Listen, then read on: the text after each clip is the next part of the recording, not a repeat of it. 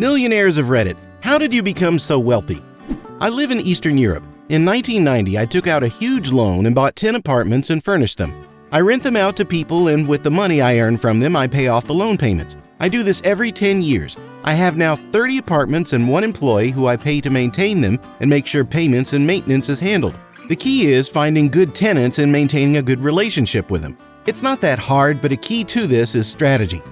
In my 20s, I was a computer programmer just as the web started exploding in popularity. I could wire up websites and databases back when internet technologies were new and tooling was still primitive. I never hit it big with a viral website like Facebook or Amazon, but I did charge a lot for programming services, and I used that money to buy houses at first and ultimately an apartment building in coastal California. In my 40s now, I don't feel very wealthy really. Oddly, I still check prices when shopping, and I plan to drive my old Jeep until it dies.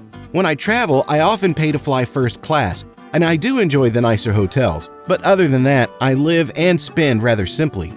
Well, last year, my fiance's grandparents won a stupid amount of money in the lotto, double-digit millions. They were generous enough to share with the family. I grew up below the poverty line, so my life is nuts RN.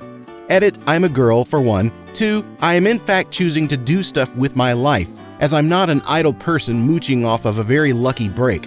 His money is placed in a trust, and we have many financial advisors, and we are not cleared to buy anything without approval, and what we don't use is invested by the bank who runs the trust.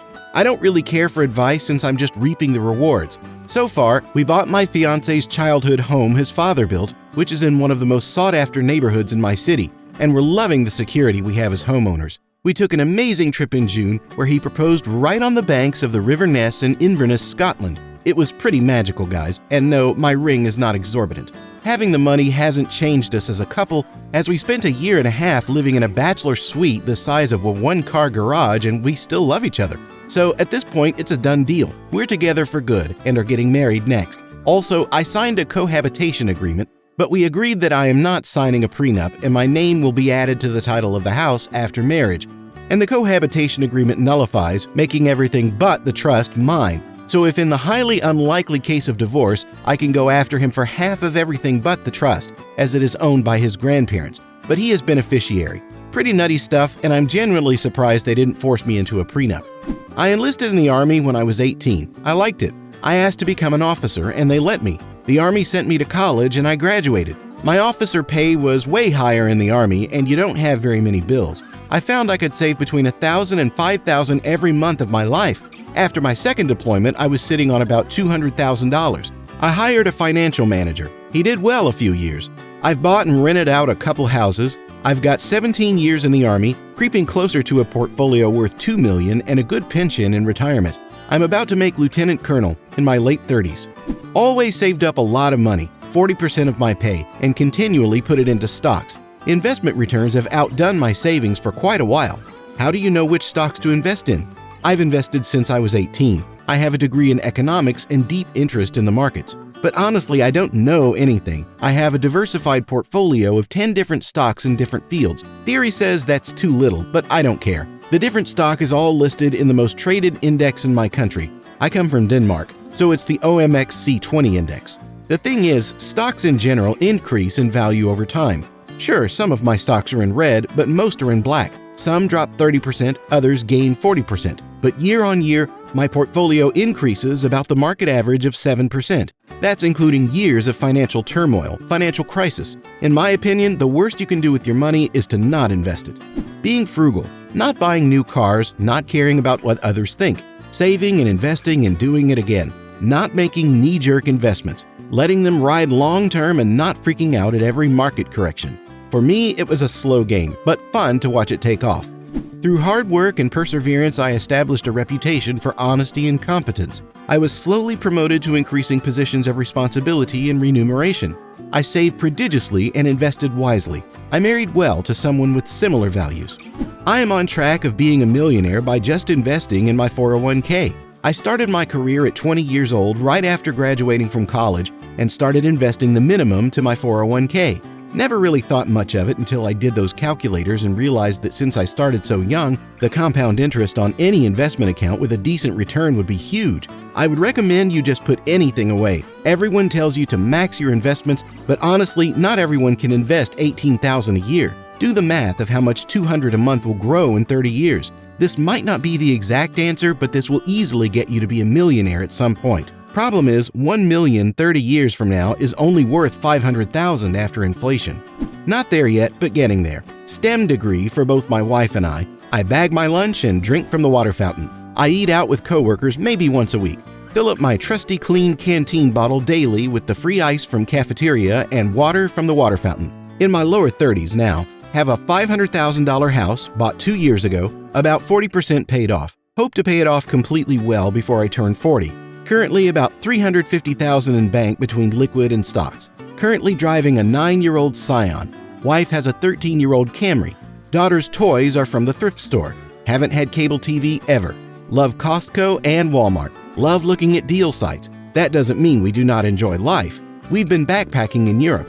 Have visited Dubai, Bahamas, Bermuda, Puerto Rico, Vegas numerous times, Canada numerous times, going to Cali in less than a month. My philosophy is this: you get rich by acting poor in things that really don't please your heart. We like traveling, so we do that. I like photography, so I have a DSLR.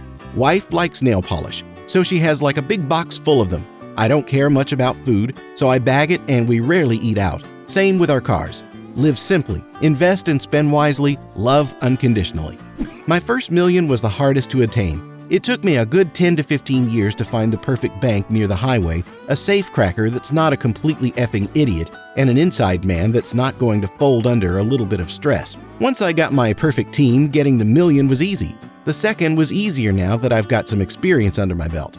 This might not seem like the obvious path, but I approached a few of the wealthier individuals I found on my social media and pitched them my company idea. See, the movie Wolf of Wall Street taught to me never spend your own money when you can spend someone else's. I then created an internet startup company that specialized in dog fart collections. I am not a millionaire. I was born. It all came from my parents. I get a lot of crap from my friends in college, LOL. My parents, on the other hand, went from living in lower middle class India, born in late 50s, so basically studying hard and family bonds were what kept them going, came to California for master's and PhD, and worked for massive tech companies for about 30 years. My dad went up to executive director or something. They invested a lot of money and bought houses in India and rented them out. The house they bought here in California went from $1.1 million to about $3.5 million. Is millionaire defined by assets? Because I just qualify based on the value of my property, but I'm poor in terms of cash flow. I have always been very frugal and saved significantly more than anyone else I know. Bought a property at the age of 23 which appreciated in value by a significant amount. However, I am just barely paying off the loan, so I'm poor. Self-made. Cracked the first 1 million just after 33 sometime. The next few came quickly. The best advice is to build capital early. I scrimped and saved and had my first car till I was 30 and it totally shat itself. Didn't waste money on holidays or any expenditure that wasn't 100% necessary. Holidays consisted just of time of work and going to beach or doing fun-free things, so once I had a little nest egg, $10,000, I got a house. And every time I had a spare $50, put it against the mortgage. Then every time I got a pay raise, the difference went to the mortgage, not to increase in lifestyle. I'm 45 now and saving becomes less of a priority as the base capital is there. I can spend every cent I earn and my base will still increase. Summary: get saving early. What car and what clothes you wear don't change who you are. TLDR, anyone who bought a house at the right time became a millionaire. Anyone who makes a crap ton and hoards money became a millionaire. Anyone who became the 1 in 1 million who ran a successful business became a millionaire. If you're in a field without a well-paying job, you're out of luck. And if you didn't buy a house at the right time, you're out of luck. Your only chance is to start a business and hope you make it successful. But if you fail, you'll get a crap ton of debt. Get out of and stay out of debt. Live within your means and spend, save, give your money on purpose. Make and stick to a budget planned ahead of time. Save for retirement from your very first job. Work every job with excellence and look for ways to go above and beyond to serve others, and you'll be rewarded with raises and more opportunities to do so with more responsibility.